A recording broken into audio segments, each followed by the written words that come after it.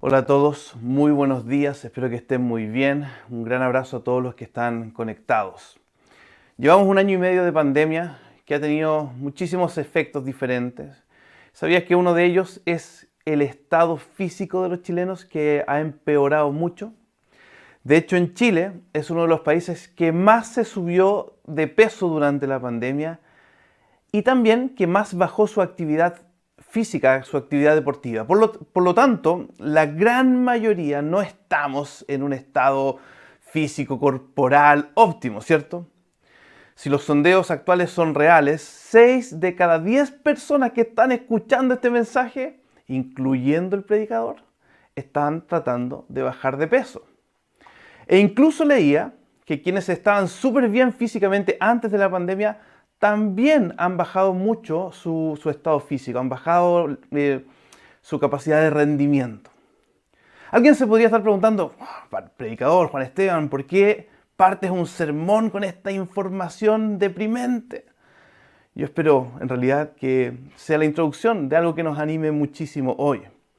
Porque una de las imágenes que Dios nos regaló respecto de la iglesia es que somos un cuerpo, la imagen de creyentes que están unidos bajo el reinado de Jesús, activos, ¿cierto? Como un cuerpo realizando diferentes servicios. Esta imagen es el cuerpo de la iglesia. Y creo que, al igual que nuestro cuerpo físico, el cuerpo de la iglesia también ha sufrido mucho el receso de no estar reunidos físicamente este año y medio. Y por eso con el equipo pastoral queríamos pensar qué podríamos predicar para fortalecernos, para empezar a retomar la vida de la iglesia. Por eso esta nueva serie lleva por nombre Fortalecer el cuerpo de la iglesia.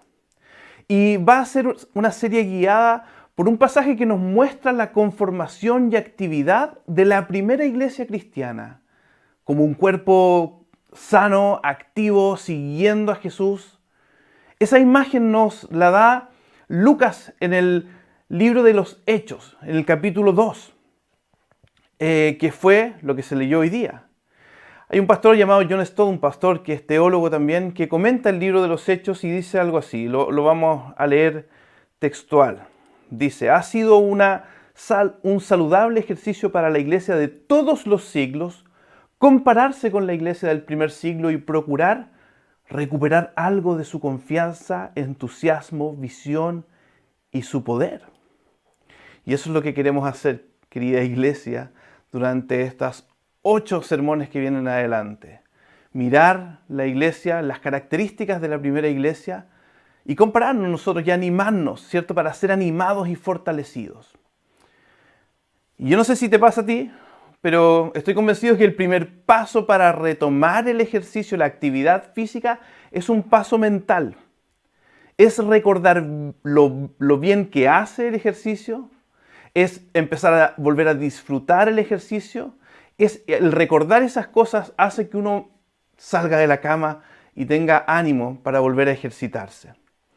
Por eso, el primer sermón de esta serie lleva por nombre Fortalecer la identidad. Si tú ves ese dibujito, es como fortalecer primero la mente, recordar algunas cosas. Fortalecer recordando lo que somos. Eso es lo primero que vamos a hacer.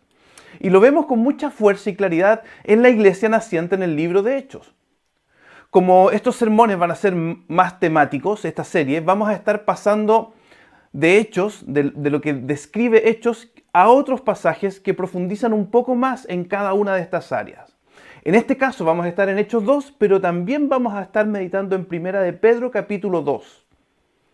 En Hechos 2, cuando el apóstol Pedro, lleno del Espíritu Santo, predicó en ese día, el día de Pentecostés, les habló a la multitud de quién es Cristo y lo que Cristo había hecho por ellos.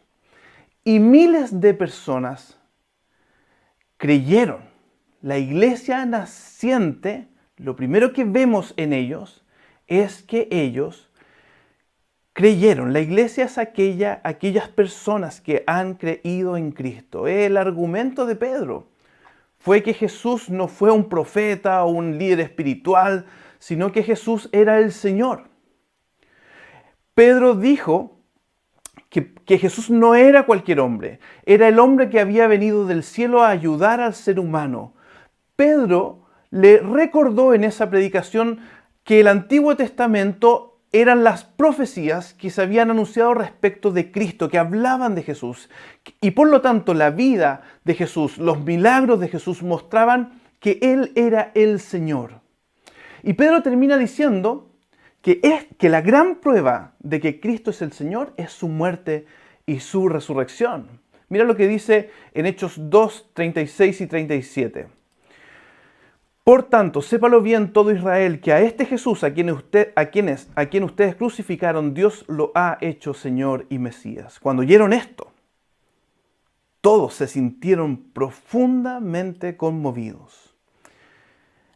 Cuando escucharon esto, ellos creyeron en Cristo, creyeron el mensaje que Pedro estaba predicando. El apóstol Pedro dice que esta es una de las características de la iglesia. La fe en Jesús. Como lo dice también cuando le escribe a la iglesia Pedro en el capítulo 2. Habla de que Cristo es una piedra viva, como la base sobre la que se construye la iglesia. Mira lo que dice Primera de Pedro capítulo 2, versos 7 y 8. Dice, para ustedes, los creyentes, esta piedra es preciosa, refiriéndose a Cristo. Pero para los incrédulos, la piedra que desecharon los constructores ha llegado a ser la piedra angular y también una piedra de tropiezo y una roca que hace caer. La iglesia entonces no es un lugar físico, sino que es el grupo de personas que han creído en Cristo. Y que ha creído no solo en la existencia de Cristo, sino que han creído que Jesús es el Señor, que murió por nuestros pecados y resucitó y hoy está sentado a la diestra del Padre, que es el Señor sobre todo el cielo y la tierra. La iglesia es las personas, el grupo de personas que ha creído que Jesús es el Salvador de la humanidad, pero también que llegará el día en que va a juzgar al mundo. La iglesia es este grupo de personas que ha hecho de esta verdad, que Cristo es el Señor, la piedra sobre la que se edifica su vida. Una piedra preciosa, como dice Pedro. En cambio, para los no creyentes, es una piedra que hace tropezar. Es decir, que hace, no puedo creer esto, ¿cierto? Y que cuando éramos no creyentes, o si tú lo estás escuchando y esta verdad te hace tropezar, dices, no puedo creer, me cuesta esto. Sin embargo, Dios quiere que llegue a ser esta verdad algo que creamos y que llegue a ser el centro, la piedra sobre la cual edificamos nuestra vida, sobre la cual se va edificando el templo de Dios, que ya no es un lugar, sino son las personas que han creído. Personas que han creído en Cristo, y es algo que nosotros tenemos que reforzar hoy en nuestra mente. Porque muchas veces pensamos, bueno, yo no soy iglesia porque no hemos estado yendo a un lugar físico. Pero Dios te recuerda hoy día, sí, eres iglesia porque tú has creído en Jesús y te has afirmado en Él. Hoy día podrías estar pensando, no, yo no soy iglesia porque, no sé, o yo soy iglesia porque ejercito mi espiritualidad los domingos, o es de buen gusto ir a una iglesia, o porque en realidad cada cierto tiempo siento algunas emociones en ese lugar, con ese grupo de personas. Pero Dios te recuerda hoy, no, la iglesia es aquella que ha creído en Cristo tanto que es la piedra angular, es una convicción, es una convicción de la mente y el corazón. Yo no soy iglesia mientras me caigan bien las personas que asisten a la iglesia. Porque si eso fuera así, eso duraría hasta que me dieran cuenta que no me caen tan bien las personas de la iglesia. Y quizás en este tiempo de pandemia a algunos le ha pasado eso. Pero es bueno recordar que yo soy la iglesia, soy parte de la iglesia porque he creído en Cristo. Y estoy conectado con aquellos que también han creído en Él. Eso es la principal área en común que tenemos. Qué bueno entonces es poder recordar eso. Y también que la iglesia son los que se han arrepentido frente a Cristo. La iglesia no es un grupo de personas buenas, en el sentido de que la iglesia es el grupo, no sé, alguien dijo como la idea de que es un club de buenitos, de santos, sino que son aquellos que reconociendo a Cristo se miraron a sí mismos y reconocieron que ellos habían pecado, que tú y yo hemos pecado. Mira lo que dice Hechos. Hechos 2, 37 al 38. Dice, cuando oyeron esto, todos se sintieron profundamente conmovidos y les dijeron a Pedro y a los otros apóstoles, hermanos, ¿qué debemos hacer? Y la respuesta fue, arrepiéntanse. Arrepiéntanse. Arrepentirse es reconocer que hemos pecado contra Dios de diferentes maneras. Orgullo, envidia, enojos en nuestra sexualidad. Básicamente es decirle a Dios, mira, no voy a vivir de la manera en que tú quieres que yo viva. Voy a hacer las cosas a mi manera. Arrepentirse es reconocer eso y volverse a Dios pidiendo perdón con el firme deseo de que nuestra vida sea transformada a la imagen de Cristo, a la manera en que Dios quiere. Señor, perdóname y transfórmame. La iglesia entonces es un pueblo arrepentido que ha recibido la misericordia de Dios. Pedro lo recuerda a la iglesia en 1 Pedro capítulo 2, verso 10. Mira lo que les dice. Ustedes antes ni siquiera eran pueblo, pero ahora son pueblo de Dios. Antes no habían recibido misericordia, pero ahora ya la han recibido. Entonces la iglesia no es un club de santos. Si piensas eso, rápidamente te vas a decepcionar si ya no lo has hecho. Cuando te des cuenta que en la iglesia hay personas que caen vez tras vez. La iglesia es un grupo de personas que se ha arrepentido y nos arrepentimos constantemente. Entonces, si tú hoy día estás desanimado por tu propio pecado o el de otros, bienvenido a la iglesia. Bienvenido a la iglesia, que no es un club de santos en el sentido de personas buenas, sino más bien es un hospital de personas dañadas por el pecado y que Cristo mismo está restaurando a cada uno de los miembros de su iglesia. El otro día escuché en una película una frase que me gustó mucho, me hizo mucho sentido, que Dios está en el negocio del reciclaje. Dios está en el negocio del reciclaje, ya que toma a personas bien sucias y desechadas para hacer de ellas un instrumento nuevo y precioso en sus manos. La iglesia es el grupo de personas que ha creído en Cristo, se ha arrepentido de sus pecados frente a Cristo y luego se ha comprometido con Cristo. Ese es el tercer punto. Eso era lo que señalaba el bautismo.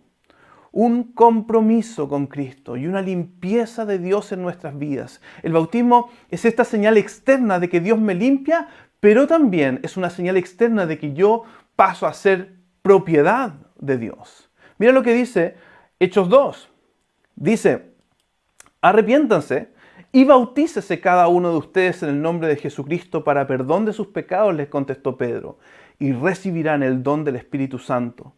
En efecto, la promesa es para ustedes, para sus hijos y para todos los extranjeros, es decir, para todos aquellos a quienes el Señor nuestro Dios quiera llamar.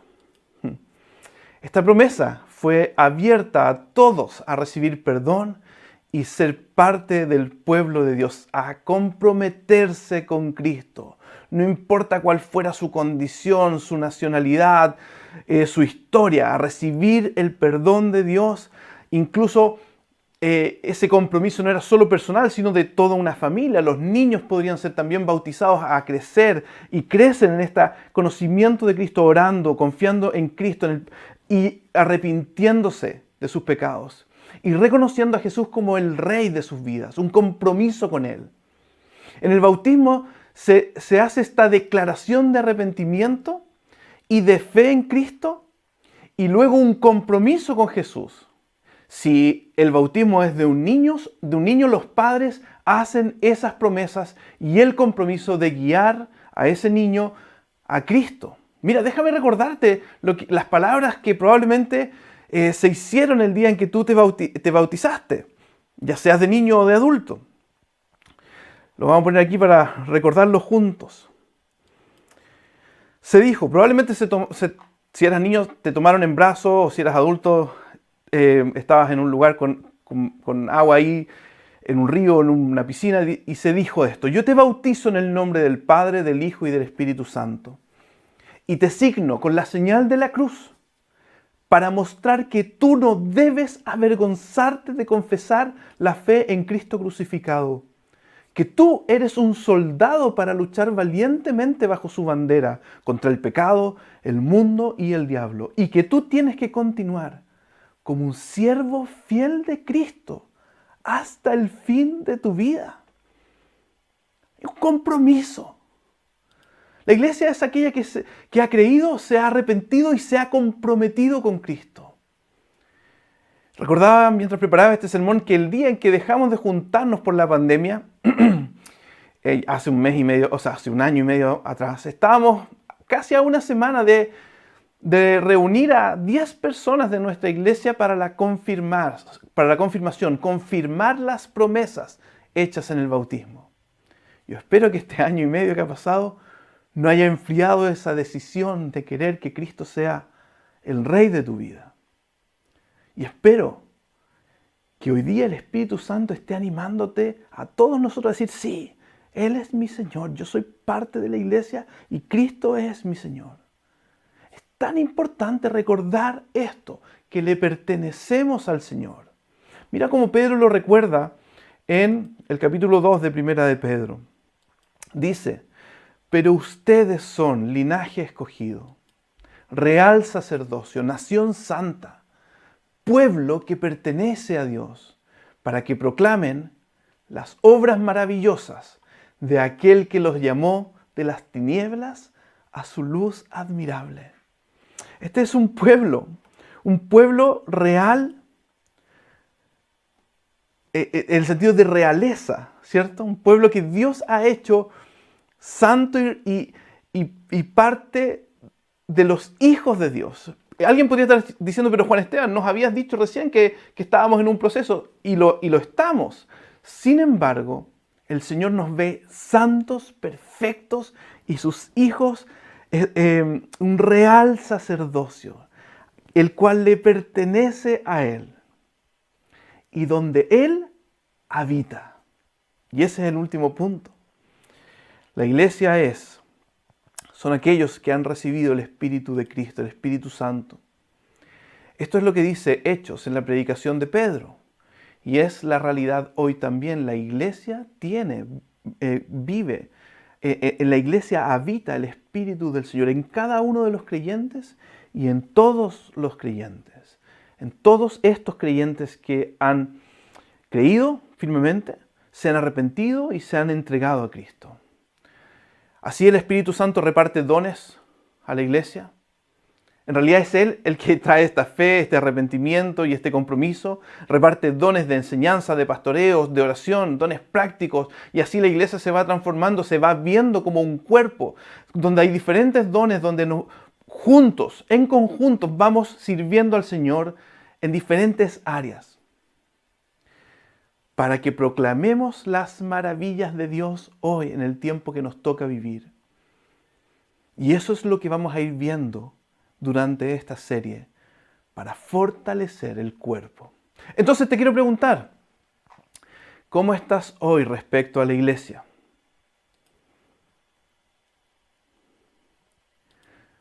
¿Qué piensas que necesitas fortalecer respecto de tu entendimiento de ella?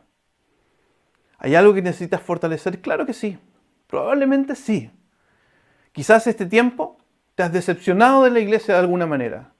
Bueno, bienvenido al reciclaje, ¿cierto?